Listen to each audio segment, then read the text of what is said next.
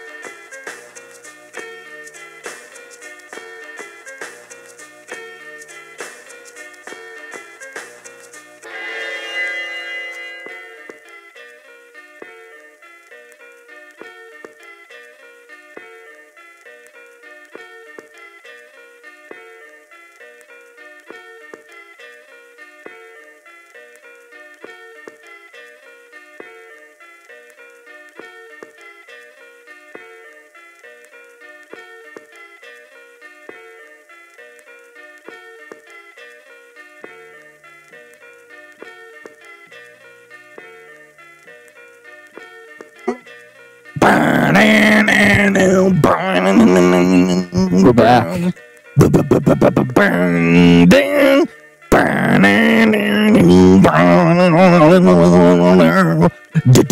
Okay.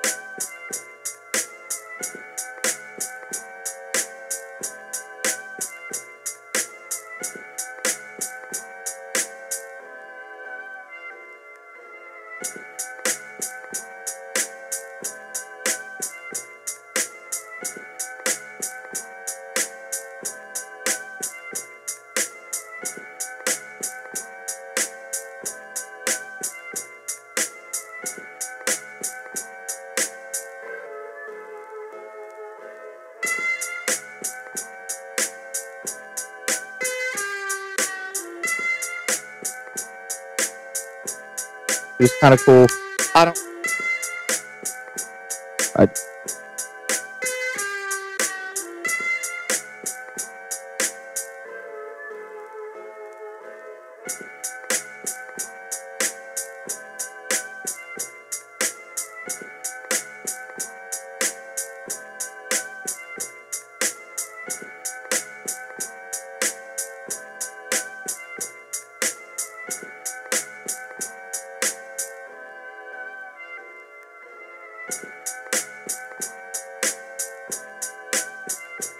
I do want to test the mic audio real quick, though.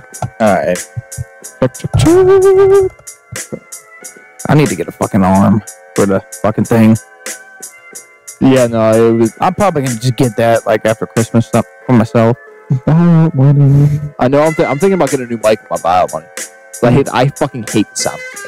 Your mic sounds like 100 times better than mine. This shit is just really fancy, right? No, yours is a good mic. I just still don't know where it came from. I don't know either. I just know it's a good mic. It's probably stolen. No, probably. Knowing this world is probably stolen. All right, we're gonna do a show. So let's get it. I'm ready.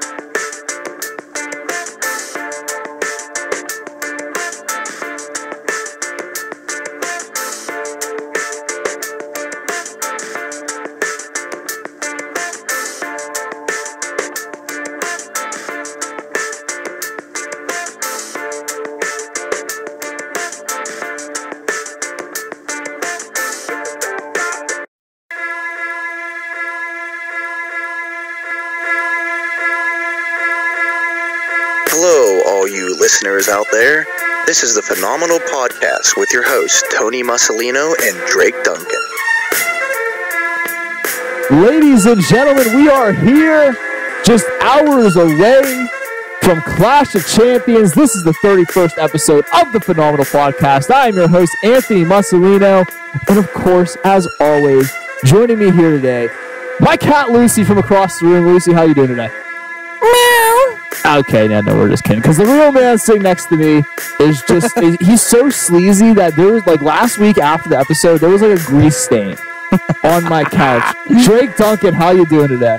Feeling greasy if ever. I mean, sleazy. I don't know why I said it like Bubbles. Greasy. It doesn't matter, because Bubbles is a fucking man. Cock doctor. But before we get to Clash of Champions, because Clash of Champions is the main topic of today. Like I said, we are just hours away from the show, which is looking up like it's going to be a alright show. I'm not gonna lie, I'm not too excited for it. Yeah. You built that up like Conan O'Brien, like tonight we got a really mediocre alright show. Yeah. I mean, don't get your hopes up too much, folks. I know some comedy stuff. Comedy? I know some comedy. I'm a funny guy half the time. Maybe, probably like actually 25% of the time. But before we get into all that, I want to talk about a show that it's a show in a division that I've had a very, very, very mixed relationship with over the last couple of months. One of the early episodes of the podcast, I spent a good 20 minutes. I'm pretty sure it was like a good 15 to 20 minutes. You're losing your goddamn mind. Just screaming about the Cruiserweight division. and how they were so underutilized, and how they weren't getting good opportunities, and how they weren't used correctly. That's the best way to put it. And months later, I still feel the same way. I feel like there's a lot of guys on the 205 Live roster that we don't see a lot. Where the fuck is Graham Metalik? Where's Lindsay Dorado? Where's fucking Jack Gallagher? I don't even know where Brian Kendrick's been lately. I haven't seen Kendrick. Shit, I haven't seen high nor tail of that fucking beard and that purple jacket. I mean, I like what they're doing with Enzo and his group. There's a lot of honestly, Enzo's group's the only thing I find entertaining about him. Like if it wasn't for Drew Gulak, I'd still fucking hate him. Especially with the attack this week. I forget, did they attack Nolan Dar? I don't know, but that fatal four-way, those fatal four-way matches they've been having have been pretty solid. Yeah, no, Drew Gulak's hilarious. I'm actually going to check out the show more because he's hilarious, and I want to see his PowerPoint presentation. and he has such a different style to the cruiserweight division because he doesn't have that high flying style. He's no fly zone, man. He's a very, very old school, like kind of Daniel Bryan type wrestler, but Daniel Bryan had more of a high speed offense. He's more. I would even see more of like a Kurt Angle style. You think? Similar, yes. Very. I don't think Kurt Angle was as technical as Drew Gulak was. No, but I don't know. Gulak is athletic as a Kurt Angle. Yeah, I don't know if he's like highly technical, but I guess. Yes, no. I mean, if you go back and watch his indie stuff, he's had like the series of matches he had with Timothy Thatcher, who's also a very old school, like very grinded out style competitor. They had very, very good classic style matches where the guys didn't really leave the ring. Where was he at before WWE? Evolve, CCW, a lot of the Northeastern stuff. Oh, okay. So Beyond Wrestling. I've only seen him at WWE. So. Yeah, no, I mean, he wasn't like Ring of Honor or anything like that. He was kind of like, I count CCW as a smaller company. I'm not going to lie. I don't even really count CCW as a thing. Well, no, because they do have a lot of guys who did come out. Adam Cole came out. So did Dean Ambrose. I know. But they weren't like, I'm talking like non-hardcore guys, like Adam Cole. Because they have a non-hardcore division. Matches are kind of shitty. Well, some of them are okay. Some of them are good, but most of them are bad. That's what I will agree with that. But they are kind of like nowadays, or kind of like ECW, where they do have a mix of like hardcore guys having matches. Are they sounding any Juggalo Championship Wrestling vets? So anybody coming up through the system? Probably. Juggalo Championship Wrestling's the best. If you go back and watch, like I remember like listening to the Cole Cabana podcast and like him talking about it, and he did like a little series like where he videotaped them. If you go back and watch him, there was like Apollo Crews was there, and like Alberto Del Rio was there. There was a lot of like big name JCW? people. Yes. Oh my god. For like, yeah, I'm not joking. Fucking Johnny Mundo, Impact, Morrison, he was Nitro was there. Yeah, there was just there was a weird mismatch of people that just showed up at these events. So yeah, I mean, they got bigger names. You got to give those guys credit. Yeah. You got to give them credit. They got bigger names. Sure. I don't know if I need to give ICP credit though, but I mean, maybe I'm not talking about ICP. But if they started on that crap, I can't hate on those guys too much. Well, I don't know. Because that's a different topic. It's not even relevant. Because I want to get back to 205 Live because there's been a lot of action at 205 Live recently. If we think back to the last couple of months, we've had Austin Aries leave, we've had Neville. Who knows what the fuck's going on? Tajiri died. No, he didn't. No, Tajiri. I think he's wrestling in Japan still. I think I saw he had a match in Japan. He died. No, he didn't. I love Tajiri. It sucks that he left. Honestly, they could have used a guy like him. I wasn't sure what the fuck was even going on. I just like to be a troll. But on top of that, we've also got Rich Swann, who let's talk about that for a little bit. There was a Ian Pickens, who is the lawyer of Rich Swann, came out with a statement saying, at this point, no criminal charges have been officially filed against him. Depending on how that process plays out, we'll determine our scope of representation. Hopefully, we have a fair and quick resolution on behalf of Mr. Swann, but ultimately, the state's attorney will make a decision on potential charges that they deem is appropriate. Furthermore, Pickett explained that he and the firm are now working on the case and things could do in order to help Swann. That's about it, and they couldn't comment on it more. So there's a good chance for Swann ain't going to be back in WWE. Probably not. I mean, he's indefinitely suspended. So yeah, there's a good chance he's going to be gone. He's suspended right now. And on top, if he does come back, his push is pretty much just fucking virtually gone. Yes, and then on top of that, you have Noah Dar, who's going to be missing 5 months with a torn meniscus. Yay! Sarcasm. So I mean, it's a fairly common injury for most athletes nowadays, and it's a quick process to do, and it's not his career is not over by any chance, obviously. But losing torn meniscus. It's where's that at? It's part of the knee. Oh, okay. Part of the knee. It's like In progression of knee, I wasn't sure if it was in the arm or the leg. Like it goes ACL, MCL, PCL, then meniscus in like severity. So I mean, it's not a serious surgery, but 5 months, that's a long time. Yeah.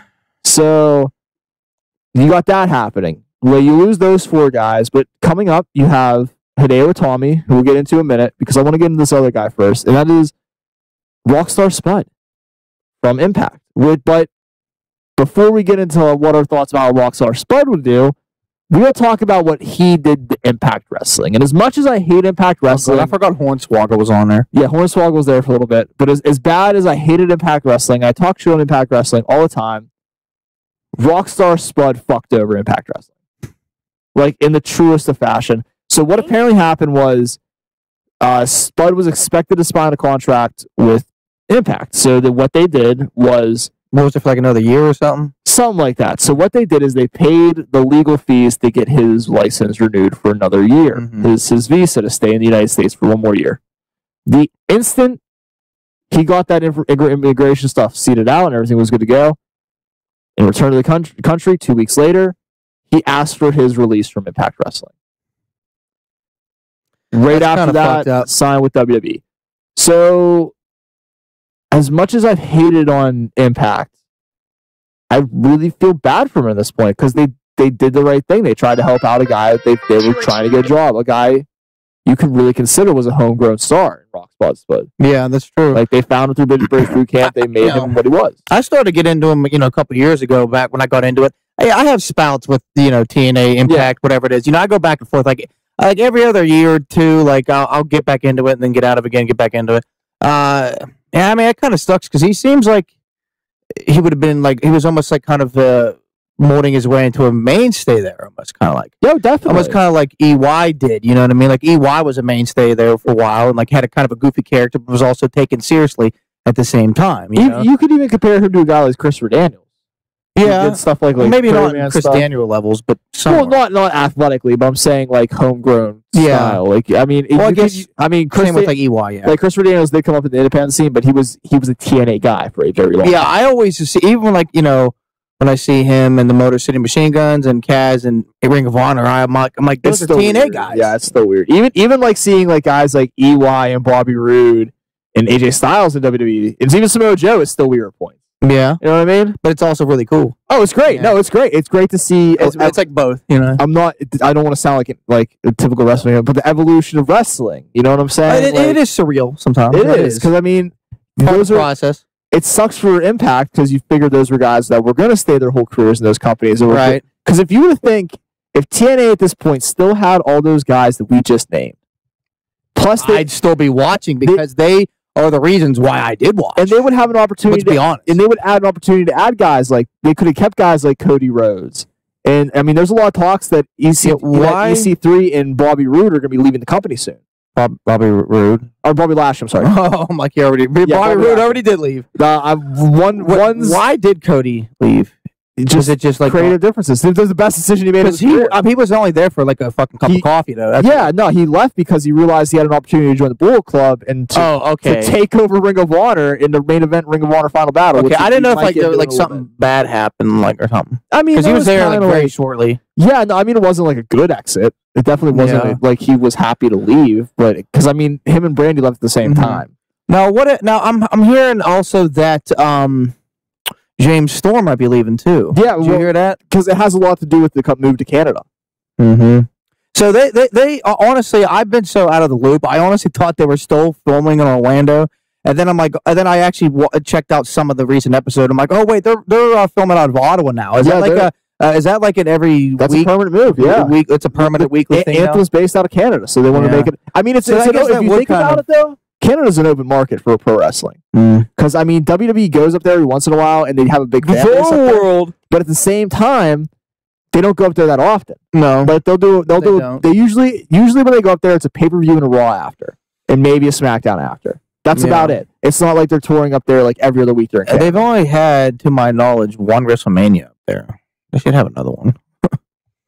But was it the only one? Yeah, Toronto, I think. I'm thinking of a SummerSlam. They had a SummerSlam at Toronto also. WrestleMania 17 in 2002? I think it was The Rock versus Hogan. Yeah, you're right. You're right. What I'm thinking of is Hulk Hogan versus Paul Orndorff was the main event. That was a SummerSlam. Oh, okay. That's what that was. But so yeah, I just realized, I'm like, oh yeah, okay, I guess they are permanently in Canada now. So I guess that would make a lot of people not want to, stick with it because it's a lot of commitment. They'd have to move and everything, Yeah.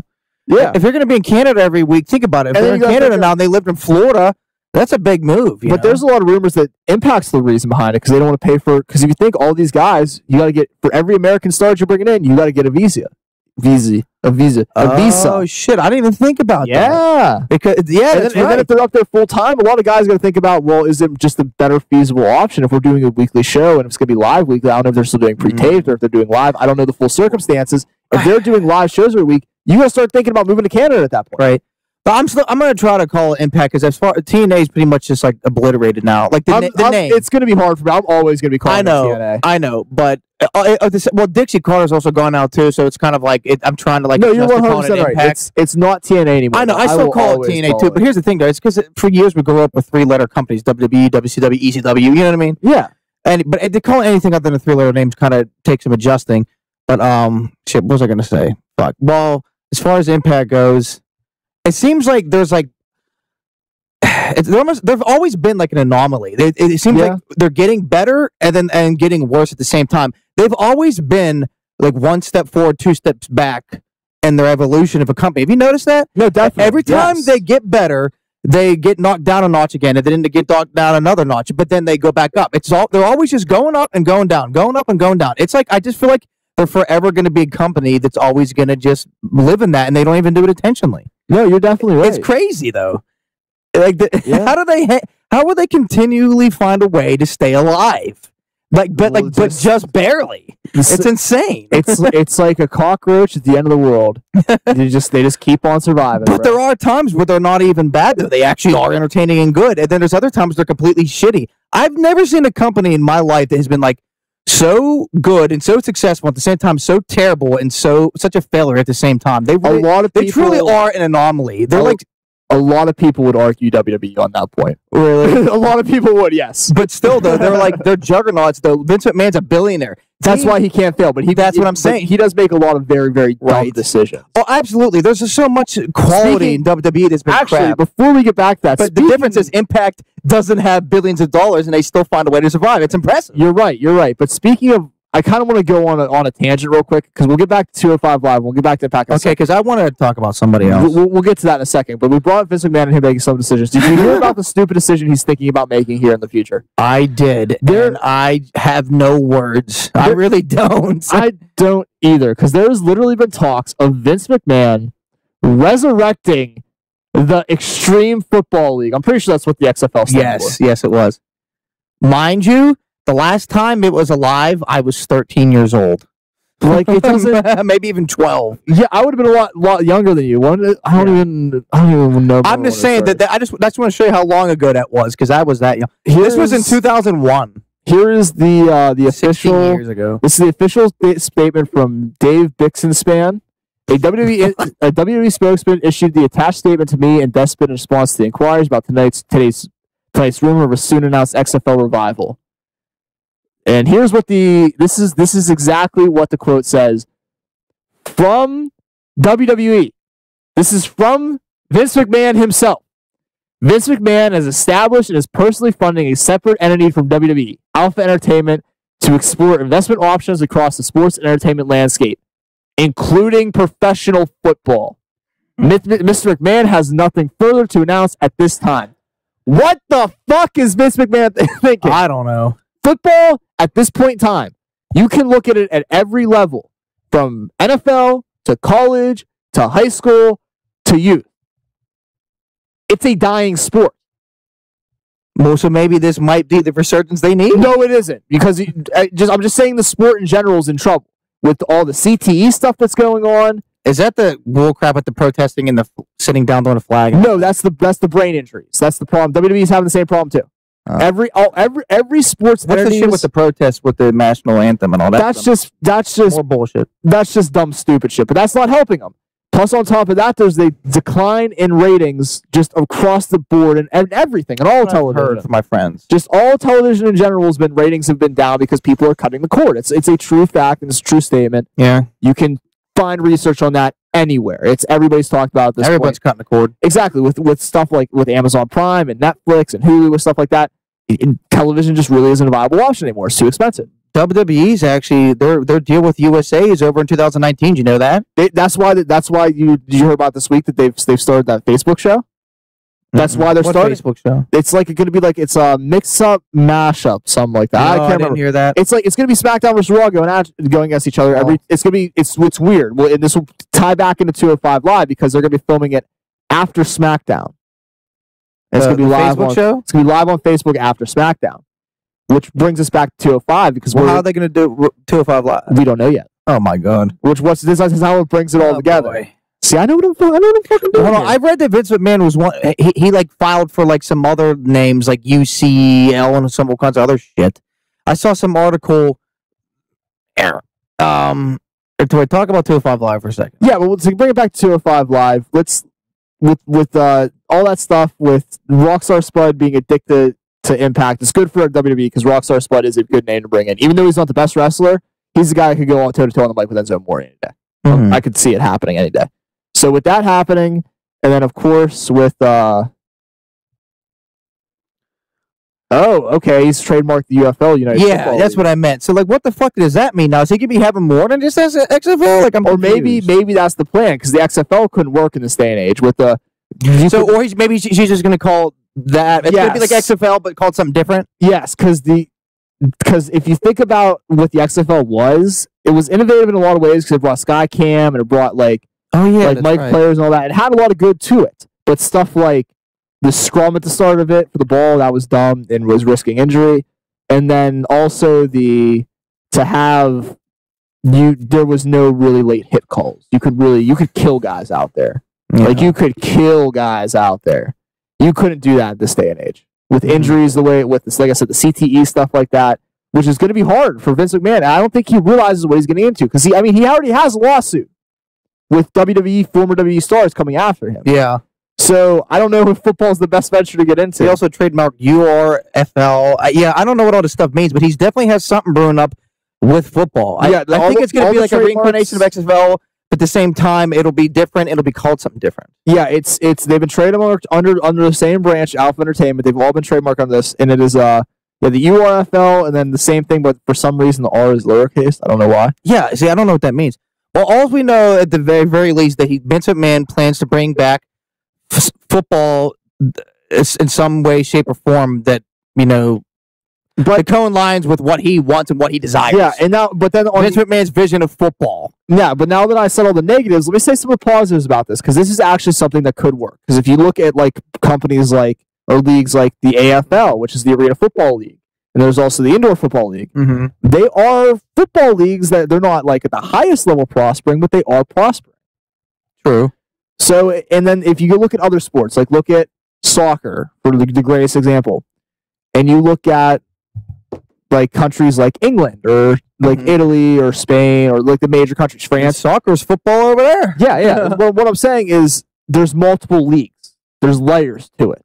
So you could it is possible to have multiple top tier leagues in a country.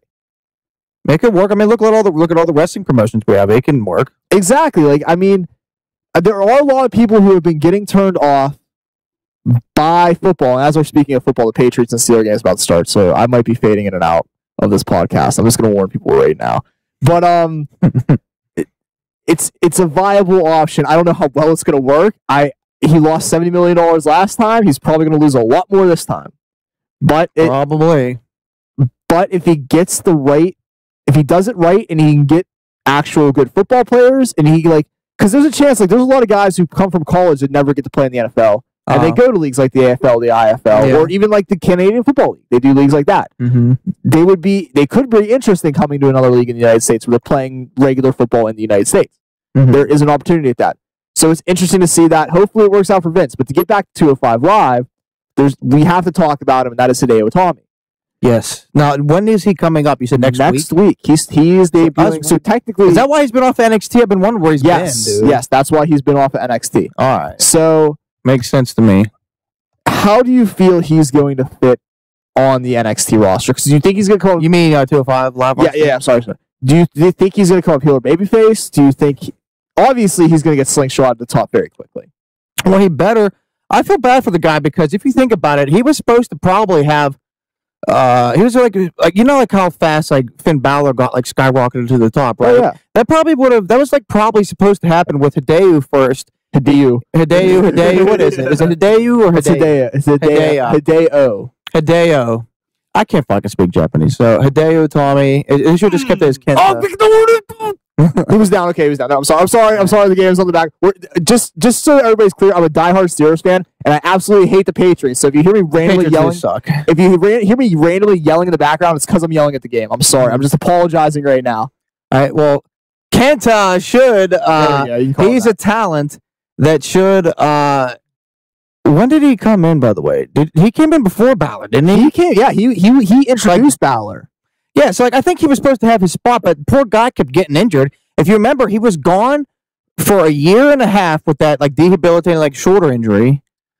I think we talked about it before in the past. If he didn't get that injury, I'm pretty sure he would have been the one to win in Japan. But then when he came back, he came back last year. Remember, he got injured again, and then didn't come back until after this year's WrestleMania. Yep. Remember, so he just kept getting injured and injured. I feel bad. I just feel like he would have definitely, if he'd ever gone injured, he would have been on the main roster probably around the same time AJ Styles and Nakamura came. He'd probably been on TV by early to mid 2016. So I mean, but I'm not looking at this as a demotion though, because no, it's not. They do need star power on 205 Live. With the bullshit's going on with Neville. I still don't know what's going on with this contract. It's still up in the air, as we know. Aries left. Swan's arrested and suspended. Dar just got injured. So they actually need somebody. Yeah, no. I mean, Rockstar Spud is a guy like I just said. He will bring a little bit of star power in, but he's not some rock star power. Yes, but he's not at the level of Hideo. Fuck no. This is a comes out wearing a fucking bow tie, for God's sakes. Yeah, no. I mean, I'm not against that gimmick though. It works for him. It definitely works for him. I know. But a guy like Hideo Itami is a guy. He can elevate this division. If they do this right, he's a guy that can put the cruiserweight division on a level that I don't think Neville could even put it on. And he put it on a very high level. Well, yeah, if there's one guy that can bring it more than Neville, it's Hideo. Definitely, because it brings a different vibe to it. Because if you look at what country is doing cruiserweight wrestling the best right now, Japan. Mm-hmm. New Japan Pro Wrestling, their junior division is the best cruiserweight division in the world right now. Mm-hmm. I don't care what you say. You can go anywhere else in the world. That's the best. So with that in mind, no argument. Japanese wrestling's still the best, really. So with that in mind, bringing in a Japanese superstar to help your cruiserweight division not only is going to bring exposure from Japanese audiences to watching, because they're obviously going to watch for Hideo. That's already been proven.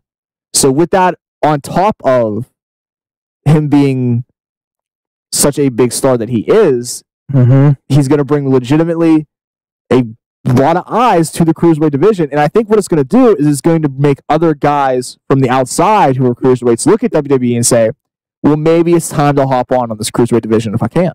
Well, hopefully that'll happen. I hope it just doesn't turn into just another shit show with Neville and Austin Aries. But speaking of Aries, has Aries signed to anybody else yet? Is he back? Does he plan to go back to TNA or Ring of Honor or anything like that? Last I saw him, he recently showed up in Defiance Wrestling, which is now the revamped version of what used to be WPCW, which was the What Cultures thing. Oh, so it's like their revamped company. Isn't that British wrestling? Yeah, so he showed up there recently. Oh, that's kind of random, but kind of cool, I guess. I mean, it's the biggest company on YouTube. I mean, they got a lot of big names have been there. Kurt Angle wrestled in that company, so big names have been in that company. See, I don't know if I'm going to remember to check it out, but I'll try. It just sucks because I really want to see. I just want to see Austin Aries on my fucking TV, wrestling somewhere. And I know your guys you've become a fan of recently. Marty Scurll's the champion of Behind Wrestling. So they're a legitimate company. Oh, and did you want to move on to Final Battle or? Well, let's talk about it just real quick because we've talked a lot about this, and we do got to get to Clash of Champions. Yeah. So So just double time. We'll talk about just a couple of the big matches. Nick Saban, Machine Guns, Nick Saban, and Alex What did Shelley. you say? I don't know. Oh, Motor City Machine Guns. Yeah, the Machine Guns, they defended the tag team titles against the Best Friends, which is Chuck Taylor and what's the other dude's name? Why can't I think of his name? Shit.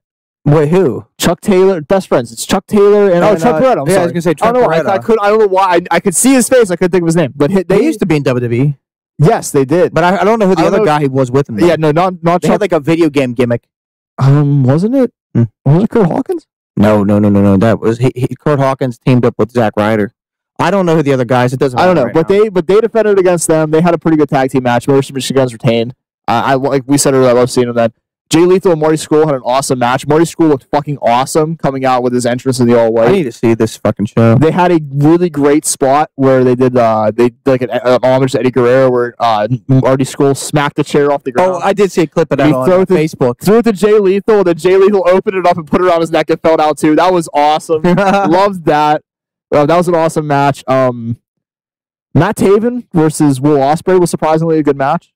I liked Matt. Why would it be surprisingly? Isn't Will Ospreay like one of the best? Yeah, but I'm not a big fan of the Kingdom. I think they've ruined the Kingdom. The Kingdom's supposed to be so good. It used to be Adam Cole, Matt Taven, and Michael Bennett with Maria Kanellis. It was those four, and it was so goddamn good. And I have no idea what the fuck is happening with them right now. I don't even know who most of them so are. I don't have an opinion because I haven't seen enough to really judge. But it was nice to see. I like Matt Taven, though. But it was nice to see Matt Taven pick up a win like this. He definitely needed a win like aside this. from him, I don't know who else I like in that game, stable. I haven't seen enough, but I so far I like Taven. Yeah, the Briscoes and Bully Ray and Tommy Dreamer had a war with the Briscoes going over. I don't know if this is the end of Bully Ray, but there's a good chance of it. Wait, did you say Bully Ray? I thought he retired. No, it was part of the storyline. We all got swerved. Are you serious? Wait, so who was in the match? It was him and Tommy Dreamer versus the Briscoes. Oh. In a New York street fight.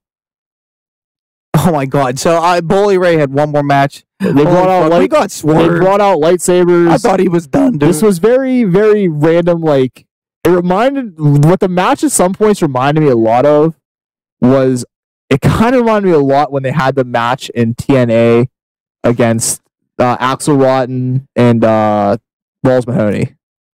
It was very goofy, very gimmicky, but it was entertaining, right? It was entertaining, but it was different in that match because there were some parts in this match where it was just brutal. Yeah, because the Briscoes and the other two guys across the ring are just monsters when it comes to the ring. Definitely, especially when it comes to getting the weapons out and being just brutal to each other. It was every bit as violent as expected. Yes, it was a brutal match. Now, the Briscoes can be singles wrestlers sometimes too, right? Like Jay Briscoe is a very credible world champion. Yeah, that's what I'm saying. Like, do you think he's ever just going to go completely solo? Like, because I like him way more than Mark.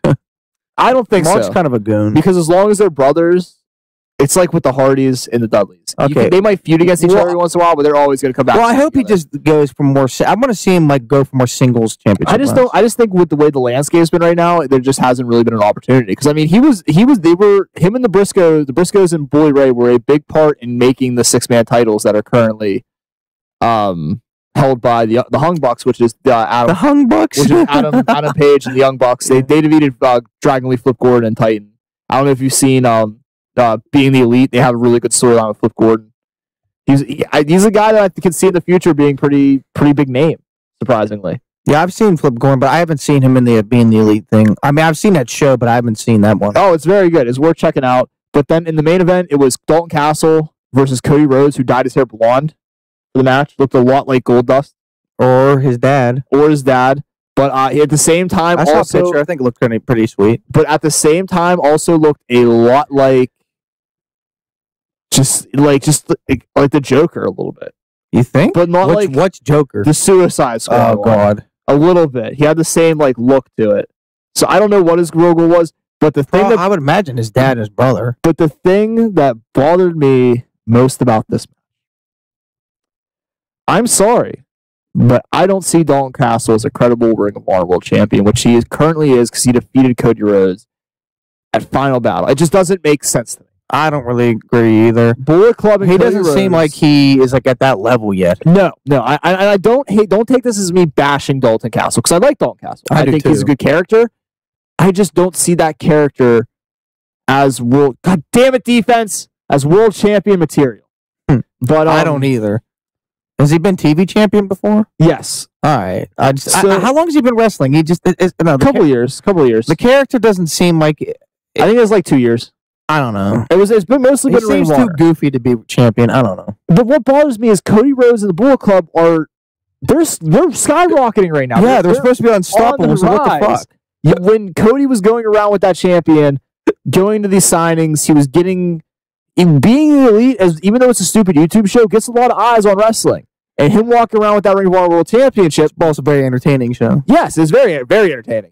But like I said, what it does is it brings eyes onto Ring of Honor with him holding that championship. And then he's wrestling in companies all over the world, wrestling in New Japan with that title around his waist. I think you're hurting your brand by doing this. I think it's cool to see a guy like Dalton Castle win the title because he's a homemade guy.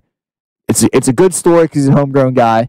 But I don't think it's going to be a long championship reign. And probably shouldn't either. I mean, I don't know. I'm not really sure what the plan is with Dalton Castle as champion, but it doesn't seem very smart move at this point, you know? No, it doesn't. I mean, the Bullet Club, like you said, is getting all the power, and they're, getting a push, and they're putting eyes on the company, not by wrestling in Ring of Honor, but in Japan and everywhere. And then, I don't know. Not to say Dalton Castle sucks, but I don't know. From what I've seen, he doesn't seem like he's ready yet either, but I don't know. It is what it is. WWE also thought that Jinder was ready for a world title, so... That's a good comparison. I'm not sure how much you can compare, but that's just the first analogy that popped into my head. No, it's a good comparison. Dalton Castle more than me, so is it? Well, it's not because people don't hate Dalton Castle like they do Jinder Mahal, but it is like he's kind of green still. Yeah, it's just a rush push. Mm-hmm. I do agree with that. I feel like there was still more to build with the character. Like I said, I haven't even seen a lot of the guy, and it just seems rushed to me even. Especially since it seemed like Cody... Didn't Cody just get it from Christopher Daniels a few months ago? Yeah, it wasn't like he had a very long like in title August? Reign. Yeah, it wasn't an extremely long title. It was like in August. So like he should definitely still be the champion. But... No, I mean, what are you going to do? Also, on a side note, I read War Machine won their match, right? Against who was it? They faced the Addiction. They won, right? I don't know. I closed out I think they did.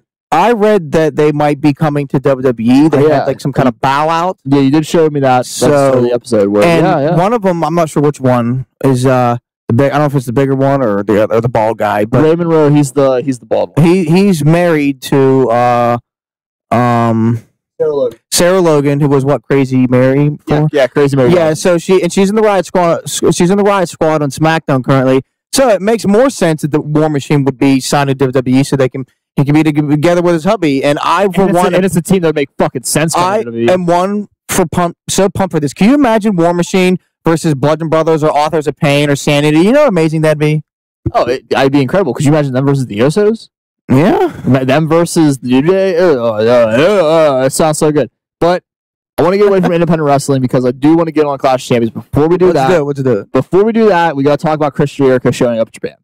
Awesome. How awesome is that? I saw the videos. I fucking loved it. I love how I'm getting an ad for a mixer that I literally already have. No, I'm sorry. I have the better version of that. Get that shit out of here. Yeah. But he made a surprise appearance in Japan during, I think it was the World Tag League final in Fukuoka, Japan. I definitely mispronounced the name of that.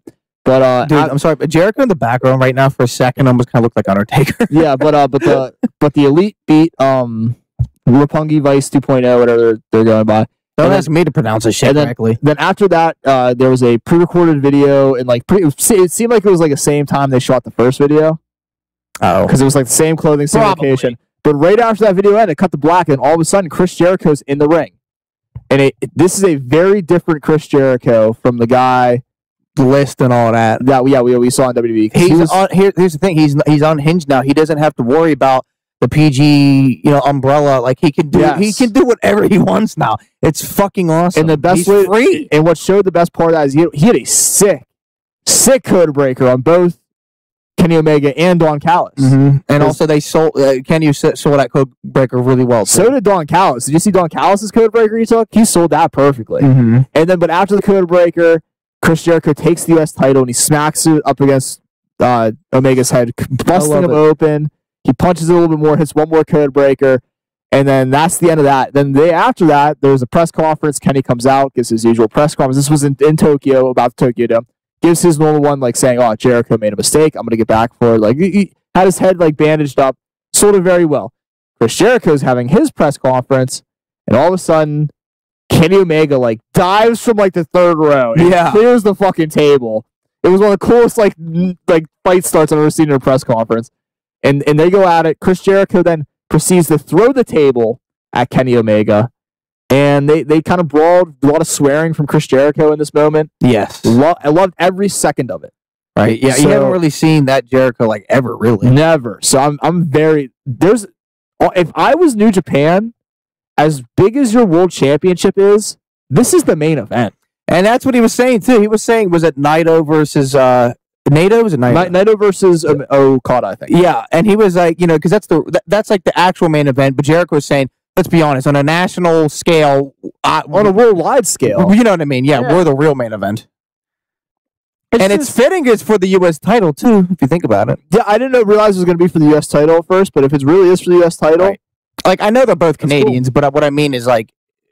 But just with the history American audiences and people outside of Japan are going to be tuning in to Wrestle Kingdom 12 more because of this match, myself including. Yeah, no doubt. I'm extremely excited for Wrestle Kingdom for this match. Like, and I'm going to see this live. I'm going to see my first New Japan wrestling pay-per-view live. I mean, I've seen... You're going to Tokyo? No. I'm joking. I'm messing with you. I'm messing with you. I've actually don't even know if I've ever seen a whole pay-per-view before like in its entirety. I've seen matches, obviously. Like I watched Wrestle Kingdom, I think it was 11, or it was either 10 or 11. I watched the next day in its entirety.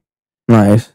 Whatever one Jim Ross commentated on. That's what I remember. I'm not sure. I think 10 was the one with I think Nakamura and Styles right before they went to WWE. It was that one because I watched because it was Okada versus Takahashi the first time. I remember that was the main event. Takahashi won that one.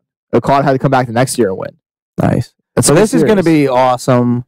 I know it's going to be great. Wait. But you know what? You know what might be awesome and might not be awesome?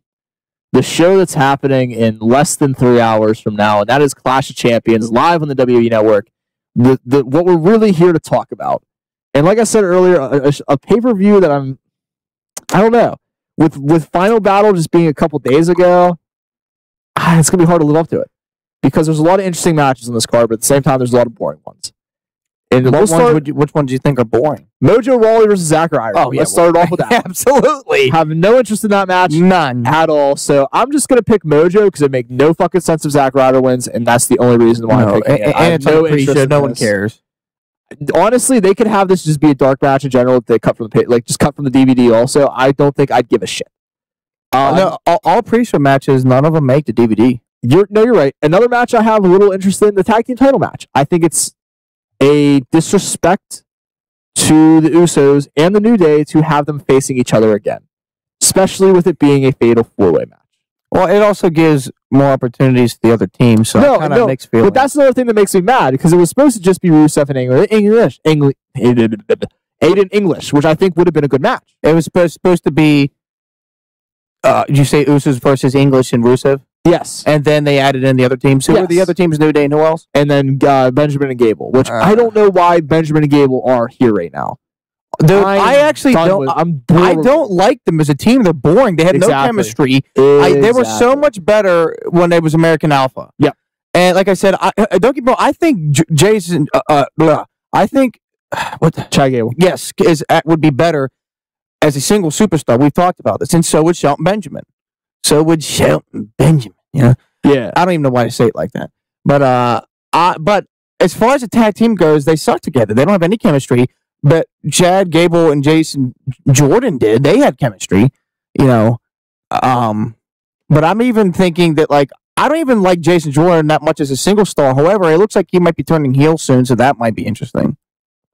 Yeah, I don't know what's going on. Good. I don't have an interest in this match. I just don't. What I'm saying is, I just feel like I don't know. No, I get what you're saying. I could see a heel turn coming for either Gable or Benjamin. No, not for Gable. I could see Ben. I could see. No, I'm talking about for Jason Jordan, man. Oh, for Jay. I'm sorry. Yes, yeah. I don't stick with me. I don't give a damn. I'm gonna be honest. I haven't watched a lot of wrestling in the last couple of weeks. I've been wrestled out. It's all right. I'm gonna get back once we get closer to Royal Rumble. That's why I kind of usually get like burnt out this time of year. It happens with the holidays too, with football and everything. I feel you, and I'm actually been trying to get more into the indies and like kind of put WWE in the back burner. Yeah, no, I mean, but especially with Wrestle Kingdom 12 coming up, exactly. And this card we had last night, Ring of Honor, sounded amazing. And then with Final Battle being last night too, I had a lot more interest in Ring of Honor. So I haven't been watching WWE's product line. But anyway, I just want to say that I think that just real quick, just as a final analysis, fucking touchdown, baby. Nice, we finally got a touchdown. 7-7, just so 7-6, just so everybody knows. Oh, nice. Yeah, Gable and Benjamin have no chemistry together. They need to split up. Now, Jason Jordan had chemistry with bringing it back. Gable. Should I just shut the fuck up? No, keep talking. All right, Jordan had chemistry with Gable, but here's the thing: Gable can be on his own. Jordan can't unless if he's heel. So. No, you're absolutely right. You're 100% right. Which is what they're doing anyways, and I think he's gonna turn on his dad, or we're gonna find out Jordan's not really Angle's son and all. Or Kurt Angle's gonna turn with him. I feel like that. I feel like that is a viable option that could work. But anyways, this tag team match, going back to this tag team match, I feel like the other additions weren't necessary because how many times have New Day fought against the Usos? Oh, we thought it was done, and Jordan and Benjamin, or Gable and Benjamin stuck together. And it should have just been Rusev and English, like you said. Yeah, you're right. And I feel like the Usos are going to walk away champions of this match. They should. I mean, there's a good chance that it's tied now. Yeah, well, yeah, it's tied game now. I mean, I'm not. Now, at first, I was talking about football, and you're talking about wrestling. Now you're talking football, I'm talking wrestling. I'm trying to fucking help you out. People are going to be so fucking confused when they listen to this episode. No, that's fine. It's fine. But I just don't see. I just would think we'd be dumb to take titles off the Usos right now. Absolutely. But to move on to tag team, Bludgeon Brothers versus Breeze Dango. I fucking love the Bludgeon Brothers. I do too, and I feel like it is going to be. I feel like Breezango is going to get the fuck kicked out. It's going to be a fucking squash match. It's not going to be good for Breezango, and it makes me worried because they've been on a really good trajectory lately. Did you hear that they're fucking getting rid of what is it called? Fashion Files off of SmackDown. It's only going to be on the internet now. I get totally against that. I'm not totally against that. But that was like one of my favorite parts of SmackDown. But here's the thing. Now I have to go watch it on the internet. But it's okay because Southpaw Wrestling was on the internet. Yeah, and as long as it's still a thing, that's all that matters. It's not just getting scrapped entirely. Well, what the fuck is going on with the Ascension? Why don't they just have the mercy to release them and let them go finish their career somewhere else that appreciates them? I mean, I would like them in this little comedy gimmick. Yeah, but they're actually where else are they gonna go? Who can fucking want them anywhere else? They were good in NXT but they're not bad wrestlers. They're entertaining. Like I just don't. I just don't see them going on the independent scene and making a splash. I think that they're right where they need to be. Honestly, I'm being 100% honest with you. I just don't see it. What? They're not bad though. Like, why are they getting treated like this way? Like, it's funny, but it's like at the same time, it's like you're making them seem like jokes, and they're really not. They made them a joke for no reason. Yeah, that's why.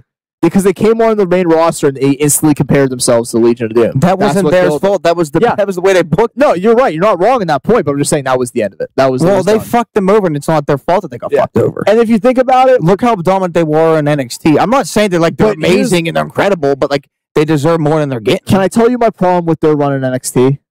They weren't up against legitimate tag teams. And then the instant once real stars started coming into NXT, they lost the belts and were shipped out of NXT. So it was in an era of NXT where there really wasn't any competition in the tag team division. I guess there wasn't any competition. Didn't they have matches with the Wyatts and shit though? Then they beat the Wyatts? I don't know. Maybe I haven't seen a lot then. Maybe early on, but when I started watching, they were still on their dominant reign. I started watching NXT when the network was released. So that's really... Yeah, I did too. I don't know a lot of the before that. Later. I started watching NXT in late 2014, right when Balor came in, so... Yeah, well, I was a couple months before that. Yeah. You came in a couple months later. Yeah. But what I'm saying is, I remember the tag teams at that point. There was a lot of squash tag teams that you never heard from again. Actually, now I think about it, a lot of guys that are on NXT now that are prospering. I definitely remember a couple of guys from Sanity got squashed. I remember Angelo Dawkins getting squashed almost on a weekly basis. Literally almost on a weekly basis. That's why I hate him, because he was just a scrub. I actually really finally like him now with, what's his name? From, their tag team name is called Street Profits, Street Profits, yeah. Him and Montez... Montavious Point. I can't remember his name. Yeah, Montavious Point. Yeah, Montez something. But anyways, I just hope. I just want the Ascension and the Fashion Police. They're fucking hilarious and they're great together. But I do think they can do more than just comedy. They can actually wrestle too. Like, yeah, no, let them do both. It's not so far out of the realm of reason to do both. Look at the Young Bucks. They're fucking goons and they're one of the best tag teams in the world. Exactly. But you're right and you're wrong at the same time. Because how am I wrong? Because they do deserve to get what they deserve. They do deserve a push and all that. But at the same time, there's just too much tag team in the WWE right now. I mean, there's a lot of tag teams right now. Possibly. You think this has something to do with the brand split? Yeah, I think it has a big part to do with the brand split. Yes. I think ultimately, there's always going to be good and bad with both. You realize that? Yes. Oh, yeah. There's always going to be good and bad. Because, yeah, you're right. There's so many combinations we could be seeing without the draft, which kind of sucks. But at the same time, the draft is good because more people can get more spotlight and they're not like mixed up in the shuffle. But even then, it still happens sometimes. Because like when I think of Breezango and I think of the Ascension, I don't think long term. Yeah, I just don't see. I don't know. I just don't see them going the distance, especially with teams in the waiting like Kevin Owens and Sami Zayn. Just they're probably going to be tag team champions within 2018. I have a strong feeling about that. And Cameron Hayes just sacked the fuck out of Tom Brady. Nice play, but I lost my train of thought on that side. Fuck Tom Brady. It was a nice sack. He made the list, you know. Oh, he definitely made the list. You remember that, right? Oh yeah, I do. Come on, but with Kevin Owens and Sami Zayn just showing up as tag team, then you got Undisputed Era, you got Arthur's Pain, you got Sanity, you got TM61 when they return. So apparently he's don't forget the fucking Revival. The Revival when they come back. I'm looking forward to that. That's on Raw. I'm just talking SmackDown right now. And then plus you also got Dingle Dick. You also got the Usos. You got the New Day in English and Austin in English and Rusev. I want to see where they're going to go. Team 6 wants to come on to SmackDown. No, I'm just saying NXT. I'm just throwing NXT teams that to have a possibility of showing up. Okay, gotcha. And then at the same time, there's also an opportunity where you could see a team like the British Strong Style, Mustache Mountain showing up on SmackDown. Oh, I love them. You could see them showing up on SmackDown at any point. And then at the same time, I could see the Singh brothers becoming a tag team on SmackDown at some point. Yeah, they should. They need to quit just being Mahal's lackeys. Yeah, sooner or later they're going to branch off from Jinder Mahal, and I think that's where they're. I thought maybe it was actually going to happen. And I realized it was all a troll. No, you're right. You're. Wait, what? On SmackDown, I thought they were going to split from him, and then it was all like a. Yeah, it was just all front. Yeah, it was just a ruse, and great stop of the defense right there. But obviously the Bludgeon Brothers are going to win this one. No doubt in my mind they're going to win this one. But let's move on from that one because we were talking about tag teams a lot lately, and let's talk about the women's division because they only have one match on the card tonight, and it is Charlotte versus Natalya for the women's title. Did we not skip the United States Championship? Yeah, we're gonna get to that one a little bit. Okay, we're gonna get to that in a little bit. But in a very, very unforced lumberjack match. Did you say unforced? Yes. Literally. What do you mean unforced? Why is it a lumberjack match? I don't. What's the storyline behind it? What Natalya? Charlotte's not running as a champ. Charlotte is a babyface champion who has not ran away from her opponent ever in WWE. As far as I know, it has nothing to do with either Natalya or Charlotte. Well, I saw the segment on SmackDown from a couple weeks ago showed all the women other than Charlotte and Natalya. They were frustrated that they had no matches on the card, and they were all like clamoring at the same time. And Daniel Bryan said, "Shut up!" And then he said, "Okay, guess what? You're now all in the match. You're all lumberjacks," and that's pretty much all. All right. Well, he only did it just so they can all be on the card. It's stupid. It was as simple as that. So then I'll repeat myself: an unforced lumberjack match didn't need to happen. These two women could have a very, very, very had nothing to do with very good match. Charlotte and Natalya, they just wanted to be the rest of the women just want to be on the card. How about just give them another damn match? How Stupid. Just give them a stupid 8-man tag or something. I know, right? Don't make a fucking because what it's going to be is going to be a very overbooked match, and the Riot Squad should not be anywhere near that match. You know, they shouldn't. If they're at ringside, they should be they're their own story right now. They should not be involved. You know what really needs to happen? No. They need to make women tag team titles. Say that does need to happen. Yes, I totally agree. And also, NXT needs a TV title. I agree with both of those statements. I 100% agree with both those statements. But what they need to do, if they are going to have them at ringside with Riot Squad, they need to fuck up the match. Yeah. I don't know how they can have Riot Squad be at ringside and they not fuck up the match. Yeah. But, like, I kind of don't want it to be fucked up. That's why they just gave them their own goddamn match. Yeah, no. So Stupid. I have a strange feeling that Talia is going to win the belt back by via shenanigans. I hope not. That's my pick. I want Charlotte to be champion for a while. No, I agree with you, but I don't. But I really want to see Becky be the champion again too. But I was hoping to see like a face versus face match between Charlotte and Becky, but maybe like a Mania or something. But who knows? Yeah, no, I sometimes face versus face. No, it works. I don't disagree with that. I could see it working. I just don't see WWE versus a face versus face match for the title at a Mania. I just don't see that happening. Well, I just said or something like Mania. Oh yeah, no, I can see it. Maybe there is only so many more separate band pay-per-views. I actually think there's only one more SmackDown pay-per-view after Clash of Champions, and I believe it's Fastlane. Oh, I don't think Becky would begin a Charlotte Women's title until after Mania. No, it just sucks because Becky's so underutilized. No, I 100% agree. I definitely agree with that statement. You do realize that SmackDown only has one more pay-per-view after this, and it's Fastlane. And I was right, by the way. Remember we were talking about it a couple weeks ago? Yeah. Raw is getting Elimination Chamber, and SmackDown is getting Fastlane. They switch it up every year. Which I'm okay with. I'm 100% okay with that. The Batista thing could happen, brother. It could. And also, Nakamura could win the Rumble, go on to face Styles at WrestleMania. That's a possibility. And then there's been a lot of reports coming out that the SmackDown guy's going to win. And Reigns will win his chamber. That's going to work out, man. It's probably going to be, now that we're saying this, that's probably what the chamber match is going to be this year. And can we get to the WWE and US title? Because I have predictions and opinions. Let's do US title first. All right, I have predictions and opinions. All right, so United States champion Baron Corbin is defending against Bobby Roode and Dolph Ziggler. Fuck Dolph Ziggler, by the way. He shouldn't be in there. I don't like him. I disagree with that. Storyline-wise, it makes sense. How? Because Bobby Roode and Dolph Ziggler had a feud, and Baron Corbin and Dolph Ziggler also had a feud. So you might as well culminate all three feuds in the one nice match. When did Ziggler and Corbin have a feud recently? Was you talking about like when Corbin first came in? Yeah, well, I'm just saying on SmackDown a couple months ago. I don't remember those two having a feud. Before Dolph went on his weird, like, I'm going to do everybody's entrance. Before he started, had a feud? Corbin was kicking the shit out of him before that. I don't really remember. Yeah, I remember. Ziggler bores me. Yeah, but that's why he's not going to win this match. I think it's time. I think Bobby Roode should be the United States champion. I agree, and I was going to say the same thing. Here, I have a long-term plan laid out. Go for it. SmackDown. You know I like my crazy prediction. So here's Drake's crazy We're going to talk about the next match anyways. It's going to be Styles versus Mahal for the WWE Championship, right? All right, then we'll save the tag team match for last. I believe because I think it's going to be the main event anyways. And by the way, funny statistic, I read that the WWE Championship hasn't been defended in the last match of a pay-per-view since the Punjab prison match at whatever pay-per-view that was. That's probably why. And fuck. Look at that shit. I don't know why they'd be calling me. Come get your ET. But anyways, yeah, it hasn't. What pay-per-view was it that had the Punjab prison match? Is that Backlash? I don't know. No, it wasn't Backlash. You're right. I don't remember. I have no idea. Was it Money in the Bank? No.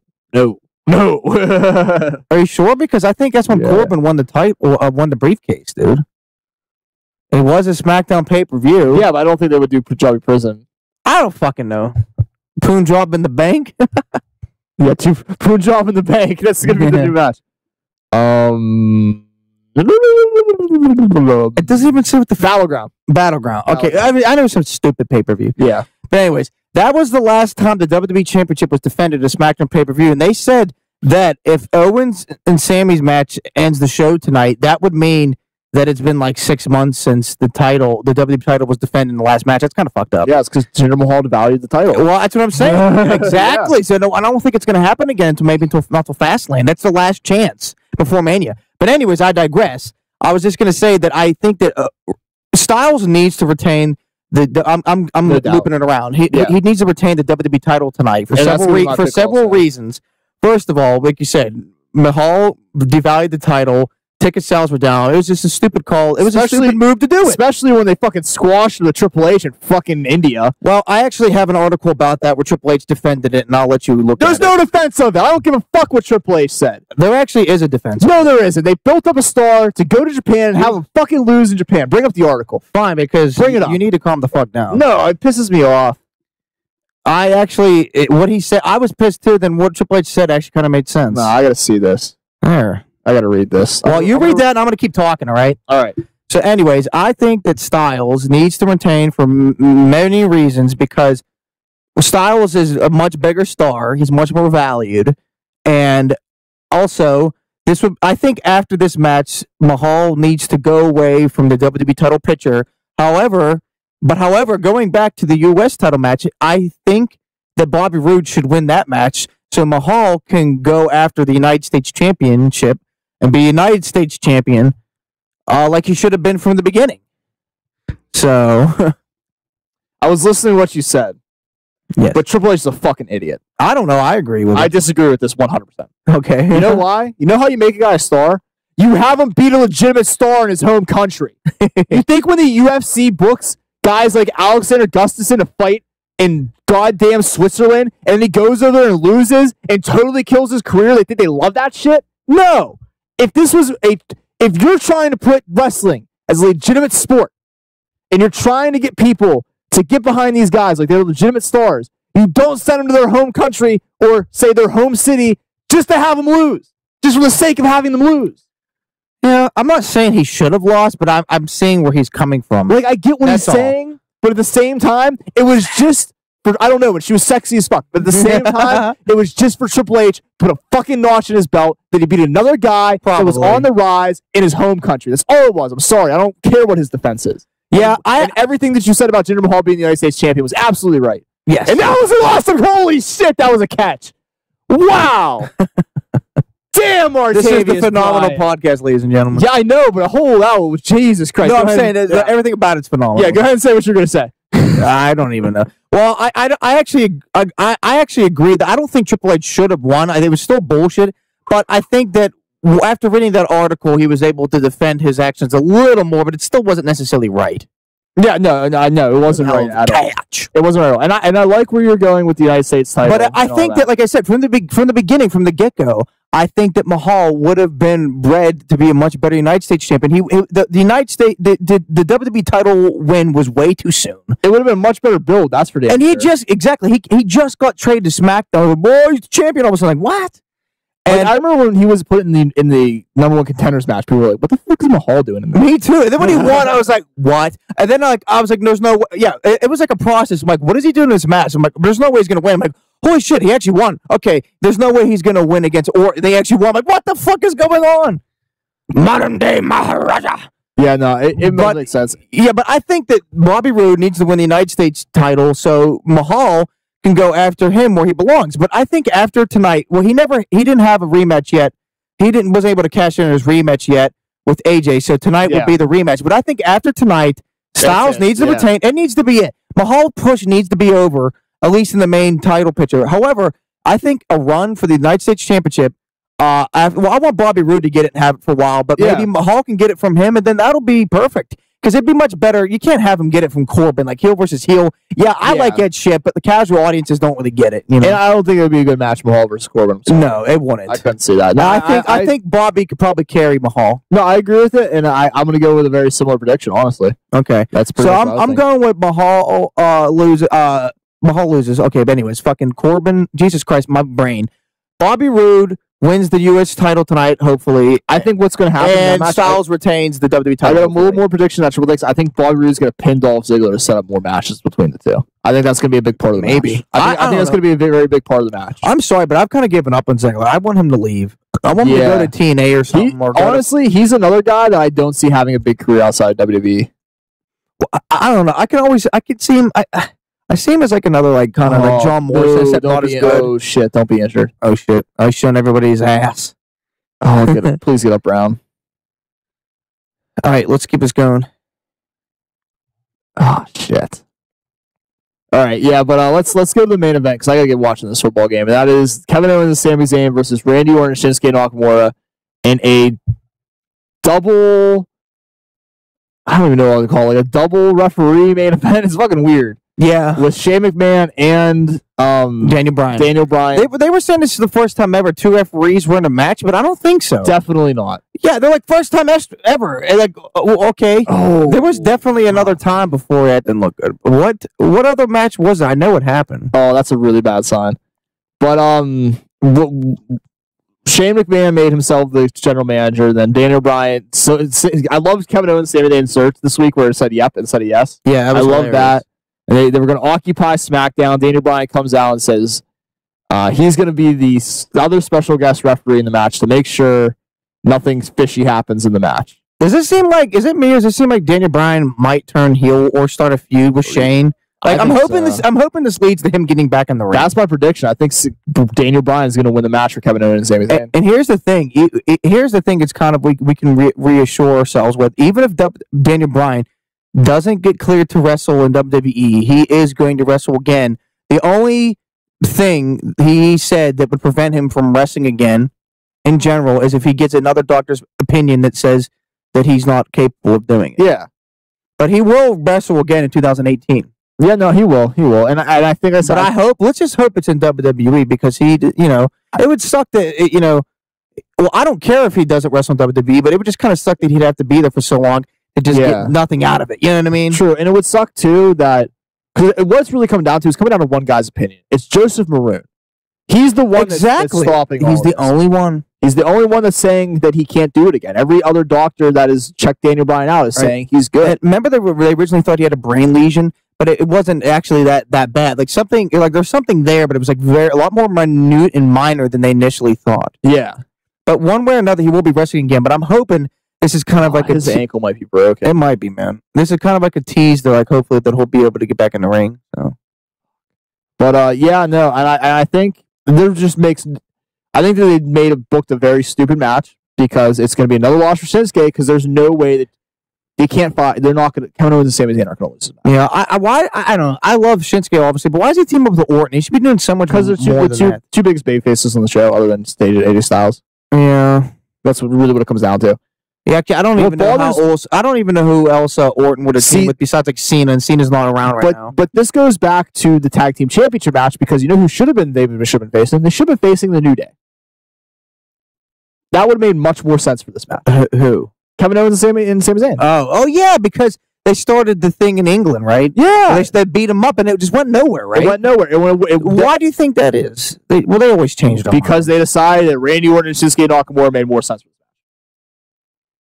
match. So Shinsuke is going to eat another loss on a WWE pay-per-view. Hopefully he doesn't get the pinfall, though. Hopefully that'll at least protect him a little bit. You know what scares me? I think he's going to be the guy that's going to take the painfall. Why? Pinfall in this match. The painfall? Because do you think Vince is going to want to pin Randy Orton?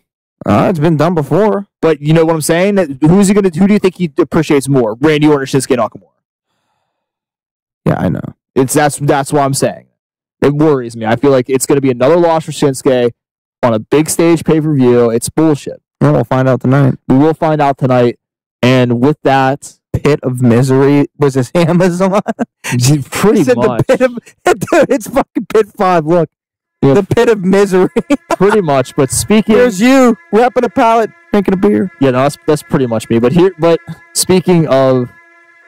I know, you just want to end the show so you can watch fucking football. We all know. That's exactly what I was trying to do, but you kept talking. This has been the 31st episode of the Phenomenal Podcast. People are going to hate this episode. It was a weird episode once the game started, but I kind of figured that when we moved to Sunday.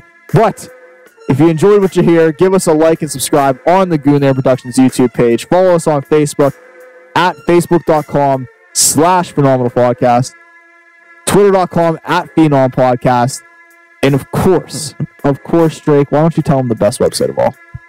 Tony's hairy, dirty, hanging, fucking nutsack.org.work.net.com.